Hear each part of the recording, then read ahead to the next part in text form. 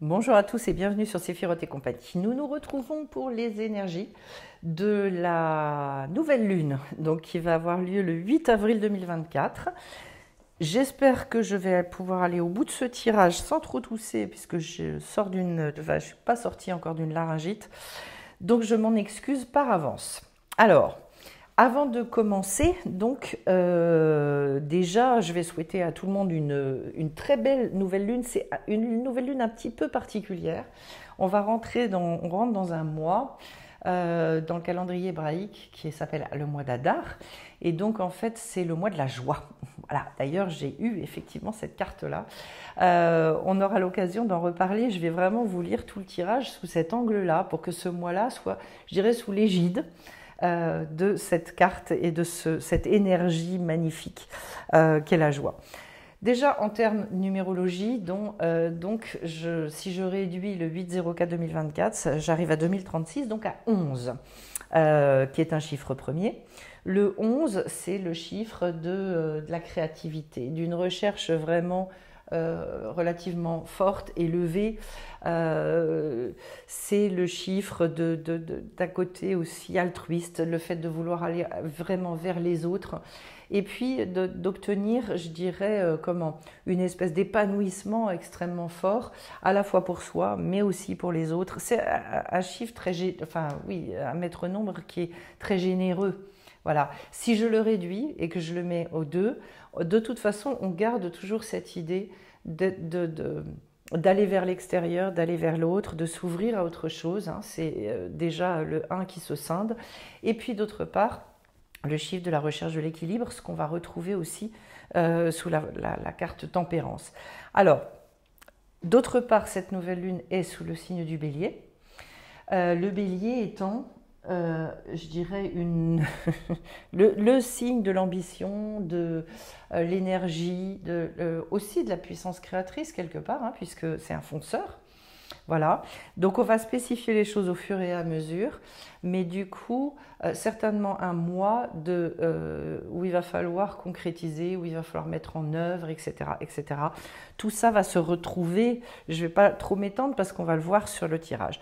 Je commence par la première lettre hébraïque, qui est le He, qui est la lettre de la réalisation par excellence. Le He, c'est vraiment, symbolise notre monde. C'est tout ce que vous allez pouvoir vivre dans la matière, tout le plaisir que vous allez pouvoir en retirer, donc ça va très bien avec l'idée de la joie. Donc vous avez compris, de toute façon, c'est le mois sur lequel travailler et réfléchir systématiquement à comment est-ce que je peux acter. C'est également toute la construction de sa sphère, voilà, et cette sphère-là, elle est constituée par tout ce que vous mettez dedans, donc votre entourage, vos activités, votre vie amoureuse, votre vie amicale, le sport, enfin toutes ces choses-là. Voilà, donc c'est du concret, c'est du... et puis d'autre part, et on en reparlera, il y a l'idée de la respiration là-dedans. En tout cas, c'est vraiment la capacité qu'a l'être humain d'exprimer son pouvoir, et c'est une idée qui va beaucoup revenir dans le tirage. Et comme si ça ne suffisait pas, j'ai la lettre bête, donc qui représente, au travers du verbe bonner, construire, tout ce que vous pouvez construire dans votre vie. Alors regardez, tout ce que vous mettez en œuvre dans votre vie, qu'est-ce qui construit? Ou au contraire, où est-ce que moi finalement je n'arrive pas à opérer cette construction? C'est la voie aussi de la recherche, cette recherche du juste milieu à un moment donné, puisque en fait on est encore c'est la deuxième lettre de l'alphabet. Donc on est sans arrêt de toute façon en train de rechercher cet équilibre entre les extrêmes. Il y a l'idée aussi de quelque chose qui s'ouvre, voilà. Mais de toute façon, retenez bien, le thème principal, c'est vraiment tout ce que je vais pouvoir construire et on va le faire sous l'égide de la joie. Alors je vais commencer justement avec la carte de tempérance et la carte de la joie. Tempérance, eh bien, ça va vous amener peut-être à vous poser la question et travailler sur votre énergie. Peut-être avez-vous besoin de nettoyage énergétique, peut-être avez-vous besoin aussi de beaucoup travailler votre respiration. Voilà, c'est là qu'on retrouve cette idée-là. parce que ça passe, de toute façon, tout le travail énergétique passe énormément par ça. Tout ce qui est circulation, fluidité, donc tous les endroits. Et c'est vrai que la joie, elle vient beaucoup de cet état où tout coule, où tout est facile, où tout est... Je dirais facile, ça ne veut pas dire forcément dans les événements extérieurs, mais dans la manière dont nous, on prend les choses. Où ça doit, voilà, allez hop, on y va, on continue à avancer, on ne s'arrête pas parce qu'on a eu une contrariété, parce qu'on a eu ceci ou cela. Non, on fonce, on avance. Comment ? C'est complété par cette magnifique carte de la joie. J'ai envie de vous poser la question, enfin de vous dire, c'est peut-être le moment justement, durant ce mois, de se poser la question jusqu'où est-ce que j'arrive à me concocter des moments de joie, jusqu'où est-ce que j'arrive à vivre tout un tas de choses que j'entreprends dans ma vie, dans cet esprit-là, cet état d'esprit de joie. Et en fait, il faut être actif pour que la joie, elle vienne. Ça veut dire quoi être actif? Ça veut dire, les sages disent que la joie, elle vient déjà du fait qu'en fait, on est dans la réalisation permanente, du fait qu'on est sans arrêt dans l'action. C'est vrai que quand vous avez eu des journées bien remplies, où vous avez fait vraiment plein de choses, eh bien souvent, en fait, vous êtes satisfait, vous êtes joyeux à l'intérieur. Et ça nécessite aussi de se libérer beaucoup de ses peurs. Voilà. Vraiment de regarder tout ce qui va bien dans notre vie aussi. C'est tout un état d'esprit qu'on va pouvoir spécifier aussi quand on va parler de toutes les midotes qui sont en dessous. Alors, si je vais au niveau de la Chorma, cette sagesse révélée, eh bien, j'ai le feu et le fou. Cette sagesse, pour moi, c'est toute notre capacité en fait à se connecter justement à cette espèce de puissance de vie, à cette énergie qui vient de l'âme, qui vient de ce qu'on appelle la Neshama. Et donc en fait, c'est exigeant, ce qui m'est dit là, c'est notre capacité finalement à aller vers l'inconnu, puisque le fou, il est vraiment dans cette énergie-là, à accepter l'aventure de la vie, à s'y inscrire avec le sourire. Le feu est dans son archétype l'énergie qui est porteuse de la vie. Donc ce qu'on est en train de nous dire, c'est jusqu'où est-ce qu'on est capable de se connecter à la vie. Voilà. La nôtre, voilà, la vie d'une manière générale, mais notre vie, c'est-à-dire en fait ce pourquoi on a été appelé, etc. Et en fait, le seul qui réussit véritablement à vivre à ce niveau-là, bien évidemment, c'est le fou. Pourquoi? Parce que c'est celui qui a accepté cette part d'inconnu et qui, malgré tout, il va, il avance, il teste, il fait. Voilà. Donc en fait... dans l'idée, ce qu'on recherche avec le fou, c'est à la fois de trouver sa place, mais également de réussir à vivre vraiment l'instant présent. Donc tout ce que vous pourrez mettre en place pour vivre chaque moment, je dirais, c'est incroyable. On m'a demandé d'ailleurs de transmettre sur le temps. Donc je vais faire quelque chose pour le groupe avec lequel je travaille. Et c'est fou de se dire que... à quel point on a du mal à profiter et à être présent au moment que l'on traverse. Et alors que c'est ça, c'est cette espèce d'immense présence à chaque instant qui passe qui va faire que justement on va jouir des choses, on va s'en nourrir, on va... Voilà. Donc certainement des choses à mettre en œuvre, mais en tout cas on vous dit que la sagesse elle vient de là, de cette capacité finalement à vivre à la hauteur du fou et donc de sortir de certains enfermements, certains empêchements pour se reconnecter à cette énergie de vie très puissante. La Bina, maintenant, eh bien, j'ai la carte du chariot avec la carte de l'œuvre. L'intelligence va consister à ce que toutes les impulsions, tout ce que vous ressentez comme énergie, donc il va falloir travailler beaucoup avec l'intuition parce que si on vous parle du feu, de l'énergie primordiale, ça veut dire qu'il faut arriver à capter ça. D'où le fait qu'il faut travailler avec ses sens subtils, il faut travailler avec ses sens tout court, il faut travailler avec cette intuition très forte pour savoir et se laisser guider. Et après, qu'est-ce qu'il faut en faire? Eh bien, je dirais le transcrire, le traduire dans le monde extrêmement concret, parce que j'ai deux cartes très fortes, la carte du chariot. Alors, je vais vous lire les choses au niveau du chariot dans la cohérence, c'est quoi? c'est que quand j'ai cette impulsion de vie qui vient, eh bien, il va falloir que je réussisse à la transcrire derrière, que je me serve de cette volonté-là pour que cette volonté m'amène à prendre une décision, que cette décision, après, j'arrive à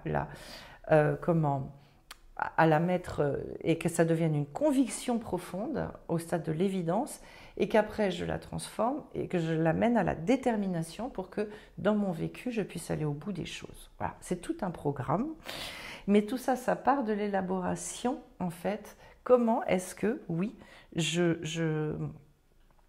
j'arrive finalement à être cohérent du début à la fin dans tout ce que l'on vient de dire. L'œuvre, c'est le but de notre vie, c'est considéré comme le Graal. Alors je vais vous dire comment ça se passe. Pour vraiment trouver notre Graal, notre place et avoir cette sensation prégnante d'être là où on doit être et de faire ce qu'on doit faire et de kiffer à fond, eh bien pour arriver à ça, il faut accepter de passer par tout un tas de petits cailloux sur le chemin. Ces petits cailloux-là, ils sont très très puissants parce qu'en fait, c'est eux qui nous forment pour arriver, je dirais, entre guillemets, au but ultime, qui est la mission de notre vie. Et petit à petit, arriver à mieux la cerner, mieux la définir, c'est vraiment une question de connaissance de soi, connaissance de la manière dont la vie fonctionne, pour pouvoir intégrer ça et fonctionner à cette hauteur-là. Alors, là, on est sur des choses qui concernent donc le mental. Au niveau du Da'at, une espèce de position intermédiaire, c'est-à-dire tout le discernement qu'on va avoir à partir des expérimentations, eh bien j'ai deux cartes intéressantes. L'impératrice d'abord, l'impératrice qui s'est parfaitement exprimée et qui fonctionne vraiment à partir de ses évidences. L'impératrice, elle a fait tout le travail de la prêtresse, la grande prêtresse avant, c'est-à-dire qu'en fait, elle a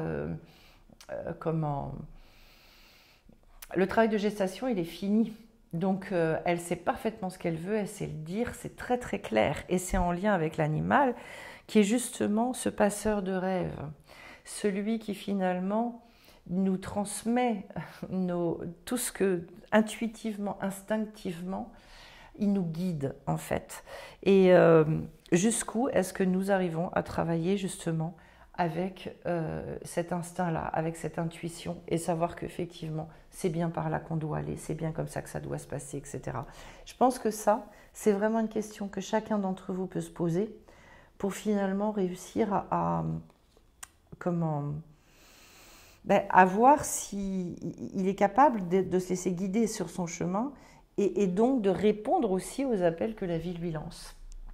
Voilà, c'est un indispensable, un incontournable. Alors au niveau des midotes, derrière, j'arrive d'abord avec la carte du Chesed, donc la bonté, et j'ai la carte de l'étoile avec la carte du miroir. Alors, la carte du miroir, tout le monde la connaît, voilà, la loi la loi du miroir qui fait que en face de nous, on a des choses qui nous parlent, c'est pas le hasard, et donc effectivement, ça nécessite, je dirais, d'être extrêmement objectif et bon.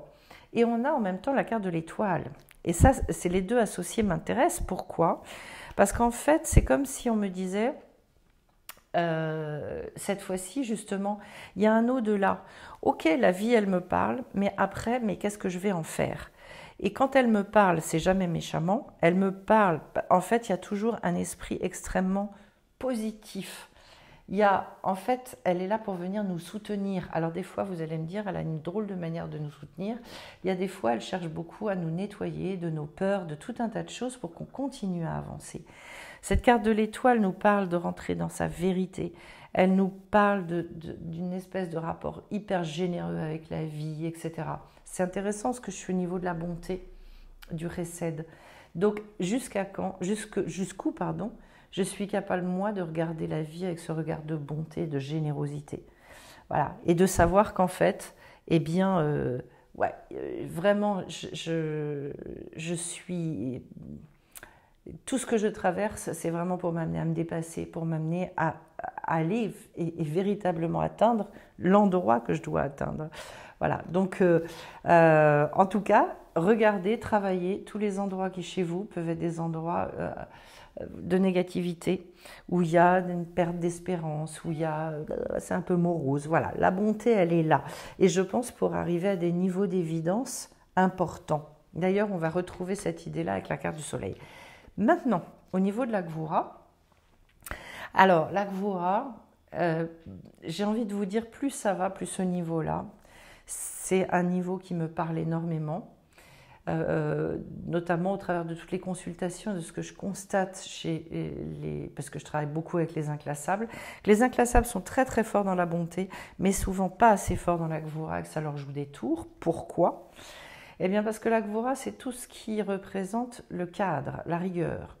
Le résultat, c'est qu'en fait, j'ai des gens qui ont des gros potentiels, mais ils ne sont pas capables de définir des cadres, de spécifier, de clarifier, d'exprimer les choses avec énormément de clarté. On retrouve cette idée, d'ailleurs, avec l'impératrice, savoir dire les choses très clairement, que dans notre tête, dans notre manière d'exprimer les choses, ce soit intelligible pour tous.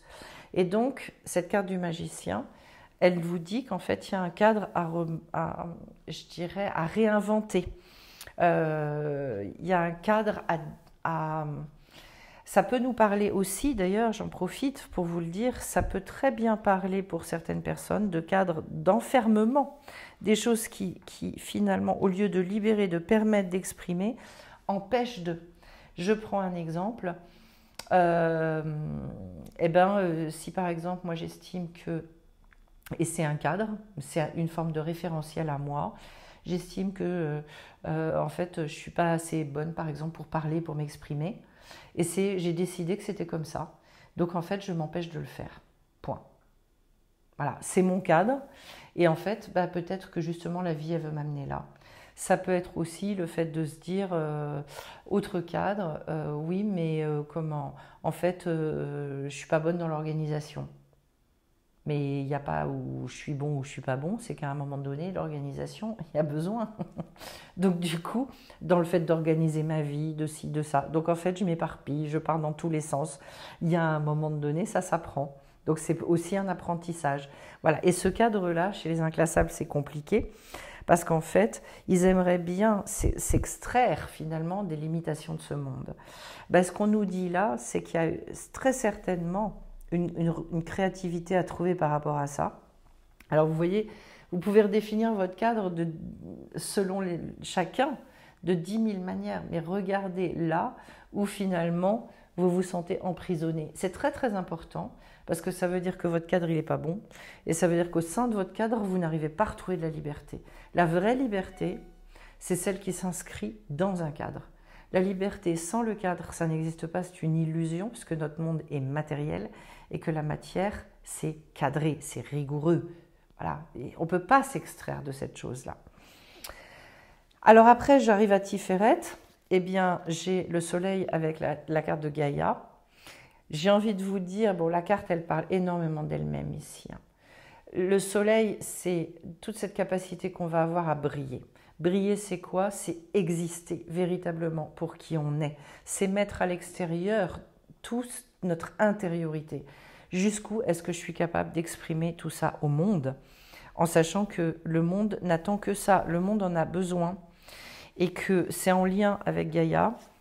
Et j'ai envie de vous dire, vous savez, souvent, il y a cette sensation en fait que ce que l'on vit, c'est pas à la hauteur de nos rêves et à la hauteur du potentiel qu'on sent en nous. Eh bien, en fait, ce qu'on est en train de nous dire là, si la Terre, elle semble manquer de générosité, si Gaïa semble manquer de générosité avec nous, c'est tout... Pardon, tout simplement parce que justement, on n'est pas dans notre vérité, on ne brille pas assez. Donc, exprimez-vous, dites les choses. Le nombre de fois où en consultation, parce qu'en consultation je pars très souvent de cas pratiques, je veux ces cas pratiques parce que c'est là qu'on se rend compte où est-ce que ça achoppe et pourquoi est-ce que ça coince et quelles sont les peurs sous-jacentes, etc. Eh bien, concrètement, je sais moi que derrière la résolution de l'obstacle, il attend tout un tas de cadeaux pour la personne. Il y a plein de choses qui, à ce moment-là, vont découler de la prise de décision, du changement de comportement, etc. C'est ce qu'on vous dit. C'est qu'en fait, tous les cadeaux de la vie, ils n'attendent qu'une seule chose, c'est que vous vous ouvriez à la hauteur du soleil. Dieu sait que c'est exigeant, parce qu'en fait, on ne se rend pas compte à quel point on se conforme. Voilà, ça c'est... Il y aurait tellement à dire par rapport à ça. Je continue avec le Netzar. J'ai la carte de l'ermite avec la carte de l'Axe. Quand on regarde ça, ça peut paraître très étonnant parce que la carte de l'ermite, on se dit, mais en fait, c'est une espèce de retrait incroyable. Et donc, je ne vois pas en quoi la détermination là-dedans. Bon.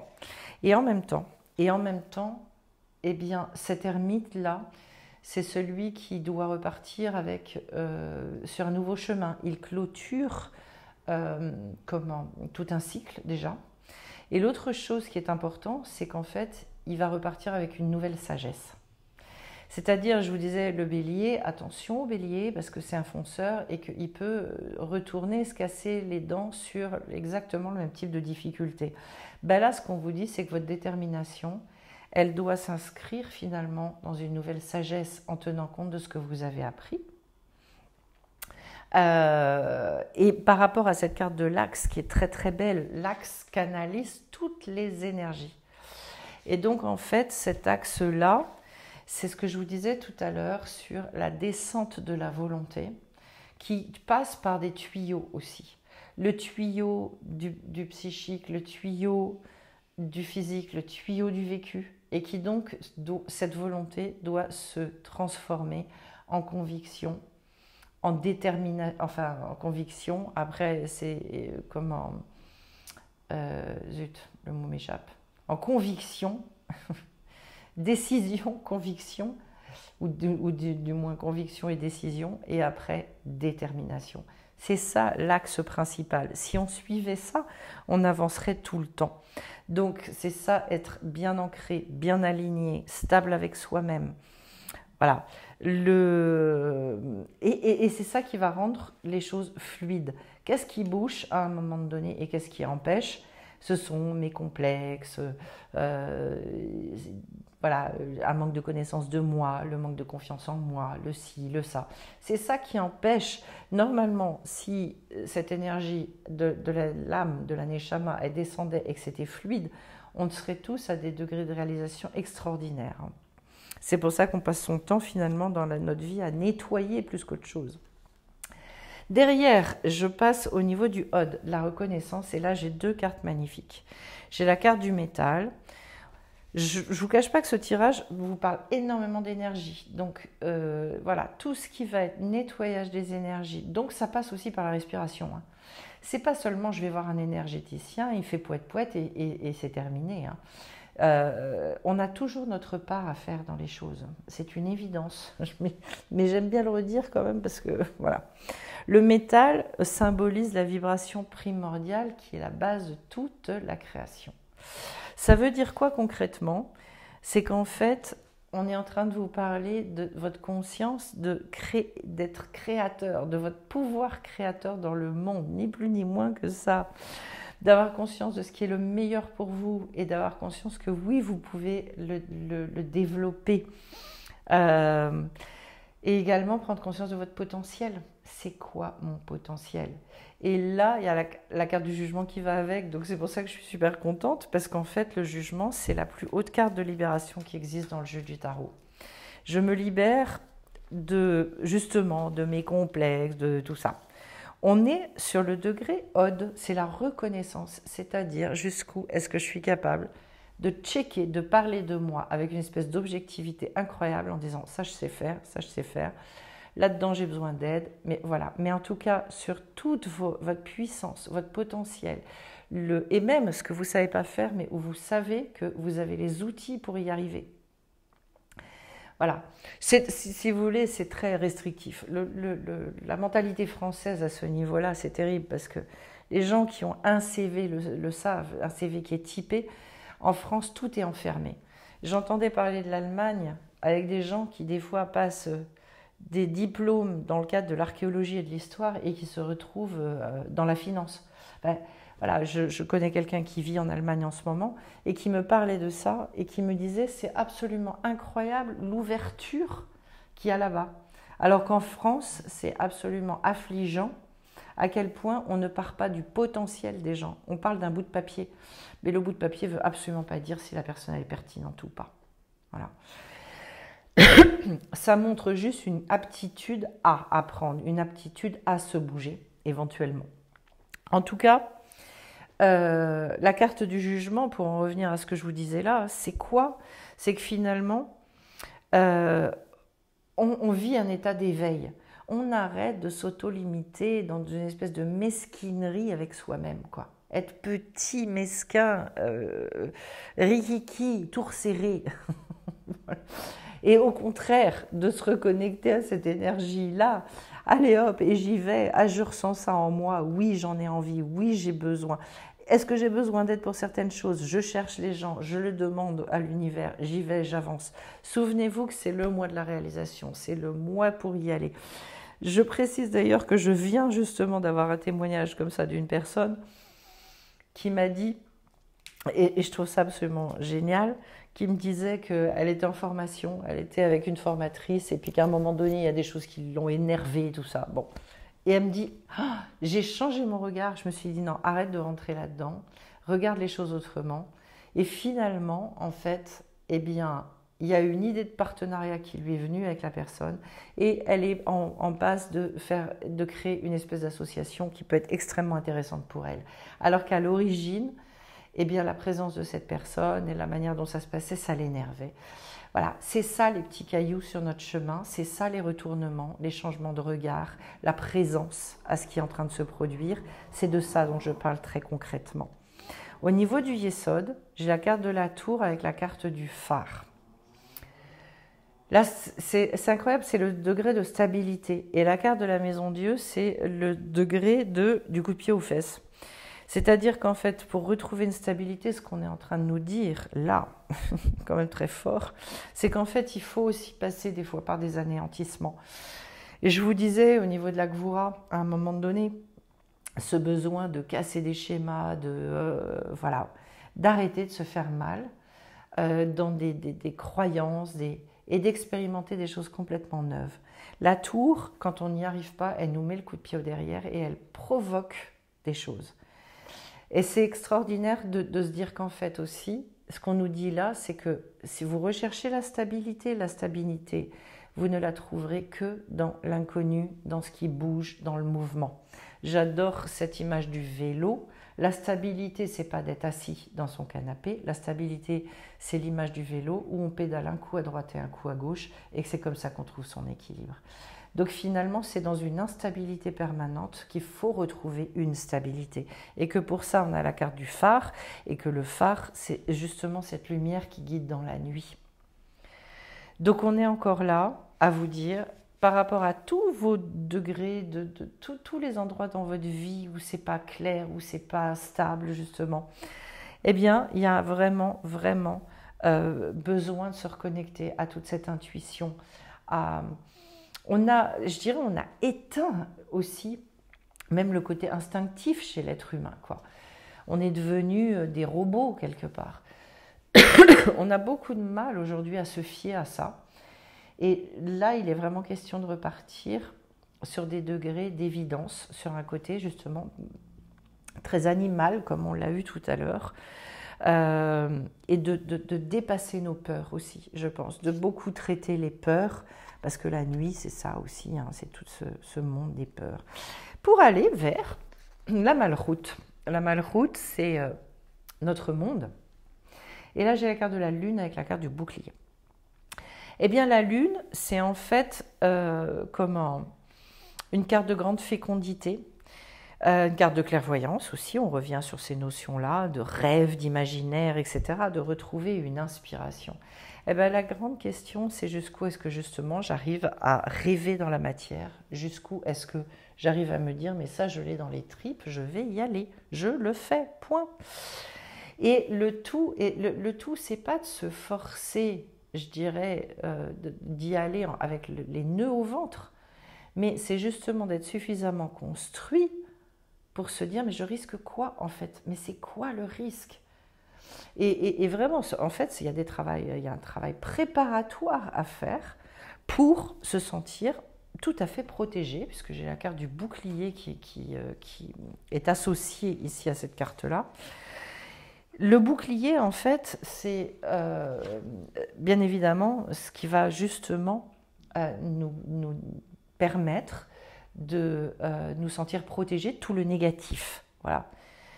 Et en fait, la seule chose, moi je suis déjà tombée sur une personne comme ça qui était obsédée par ça et qui mettait des gris-gris partout et qui recherchait et le collier qui va bien et le ci et le ça. Elle se sentait agressée par tout ce qui se passait à l'extérieur, ne se rendant pas compte que finalement c'était son énergie à elle qui était et qui n'allait pas bien. Donc elle pouvait mettre tout ce qu'elle voulait à l'extérieur, ça changeait rien. Et donc en fait, ce côté, l'idée ici, c'est de dégager, nous, en fait, une espèce de champ intérieur, un champ positif, un champ protecteur. D'ailleurs, je vous le dis, l'énergie de la joie, c'est une des énergies, je vous l'ai dit, qui est parmi les plus puissantes qui existent. Il y a l'amour et la joie est sans doute encore au-dessus. Donc, qu'est-ce que je suis en train de vous dire par là? Mais parce qu'en fait, la joie, elle permet de tout balayer, quoi. Tout.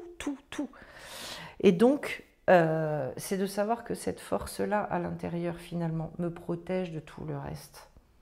Et c'est ça qui me permet d'être à nouveau un rêveur, quelqu'un qui va être pas un rêveur dans l'illusion, non, un rêveur dans le fait, justement, comment je détruis mes illusions, mais mes rêves, je vais les vivre, mes rêves, je vais les réaliser véritablement. Voilà, c'est quand même un gros tirage. Bon, pour moi, il y a beaucoup de choses à retirer de ce tirage-là. Ah ben, regardez ce que voilà, l'anxiété. Voilà, on vous suggère de travailler d'ailleurs avec l'améthyste et on vous dit prendre une profonde inspiration, respirer cette magnifique lumière violette. Voilà, bon, est-ce que ça suffit? Je ne sais pas, hein, surtout étant donné En tout cas, le message, c'est quoi? C'est de traiter l'anxiété, traiter les peurs. Voilà, et intéressant de se rendre compte que justement, c'est le mois de la joie. Donc, il y a certainement un item pour certains d'entre vous au travers de tout ça. Traiter l'anxiété. Hop. Et que ça, ben c'est pareil, c'est pas seulement les petites pilules, les ci, les ça, les huiles essentielles, tout ça c'est super, mais ça s'accompagne d'un travail intérieur, de certaines décisions, de travailler aussi avec son corps, je pense qu'il y a vraiment à un moment donné, hop, je sais là, l'intention. Il y a de toute façon très certainement du nettoyage à faire. L'automne et la douceur. Alors, bon, ce qui me montre qu'il y a encore des choses à lâcher, c'est la carte de l'automne. Voilà. Il y a certainement des renouvellements extrêmement puissants qui peuvent se faire, et notamment pour aller vraiment dans dans ce mois de la joie, où on a une joie à entretenir. La carte de l'intention, c'est justement de bien définir ça. Quelles sont les intentions que je pose dans ma vie, comment je veux avancer, par quel biais, etc., etc. Et en même temps, je suis contente d'avoir la carte de la douceur, de retrouver cette carte-là pour toujours nous rappeler systématiquement que tout ça doit se faire, mais avec beaucoup de tendresse, sûrement pas dans l'impatience, sûrement pas dans la raideur intérieure, dans une espèce de psychorigidité, dans les il faut que. Si vous entendez il faut que, ça veut dire que d'emblée c'est pas juste, voilà. Et que non, d'apprendre vraiment à vivre les choses complètement différemment. La carte de l'automne, j'ai envie de vous dire aussi, visualisez et voyez les choses. Mais c'est très joli de voir, en fait, vous savez, il y a des cycles, hein. On vous l'a dit avec la carte de l'anneau, il y a des cycles. Et bien là, à un moment donné, je dois relâcher. Il y a un nouveau cycle qui doit s'ouvrir. Je précise avant de vous laisser que justement le lundi 8 au soir, il y a comme d'habitude l'atelier des lunes, hein, puisque tous les mois, pour relancer ça et pour se réinscrire là-dedans, on va faire un super travail sur la joie, très probablement, ce lundi-là. Donc si vous voulez nous rejoindre, vous vous inscrivez et puis vous recevrez le lien via Zoom. Vous n'avez pas besoin d'être en présence dans la région dans laquelle j'habite. Ensuite, donc, je précise aussi, bon, c'est dès ce soir, le mercredi 3, que je vais avoir la rencontre informelle via Zoom. Il suffit de m'envoyer un mail. C'est dommage parce qu'en fait, je fais ces propositions-là et que j'ai très peu de nouvelles personnes, alors que c'est fait vraiment pour que justement les gens puissent venir poser toutes leurs questions très librement. Il va y avoir donc, bon c'est très tard, mais là ce week-end, le stage sur les sens subtils et l'intuition, avec plein d'exercices, ça va être super sympa.